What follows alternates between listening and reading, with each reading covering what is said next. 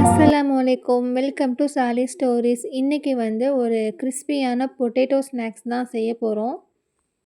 வீடியோக்குள்ளே போகிறதுக்கு முன்னாடி சப்ஸ்கிரைப் பண்ணிக்கோங்க. இந்த ரெசிபி செய்கிறதுக்கு நான் 3 ஸ்லைஸ் ஆஃப் பிரெட் எடுத்து வச்சுருக்கேன். இதில் உள்ள ஓரங்கள்லாம் ரிமூவ் பண்ணிவிட்டு நல்லா ரஃப்பாக கட் பண்ணி வச்சுக்கோங்க. இப்போ ஒரு மிக்ஸி ஜாருக்கு சேஞ்ச் பண்ணிவிட்டு பல்ஸ் மூடில் கிரைண்ட் பண்ணணும். இப்போ கிரைண்ட் பண்ண பிரெட் ஸ்லைசஸ் எல்லாத்தையும் ஒரு பவுலுக்கு மாற்றிக்கலாம்.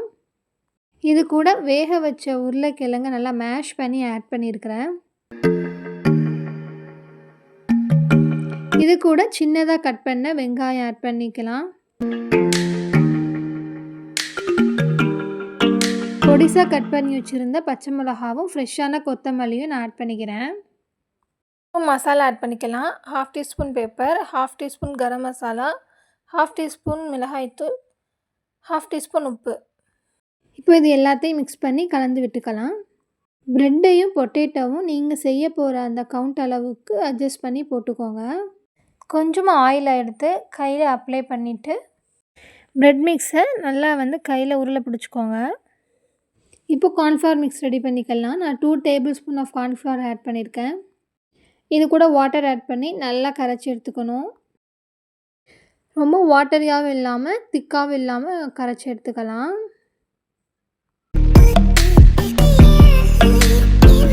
இப்போ ஒரு பிளேட்டில் கிரைண்ட் பண்ணி வச்சுருக்க பிரெட் க்ரம்ஸ் எல்லாத்தையும் ஸ்ப்ரெட் பண்ணிக்கிறேன்.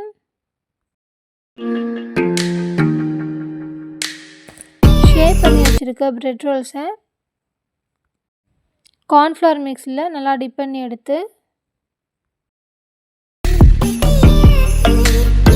எல்லா பக்கமும் நல்லா ஸ்ப்ரெட் ஆகிற மாதிரி ரோல் பண்ணி எடுத்துக்கணும்.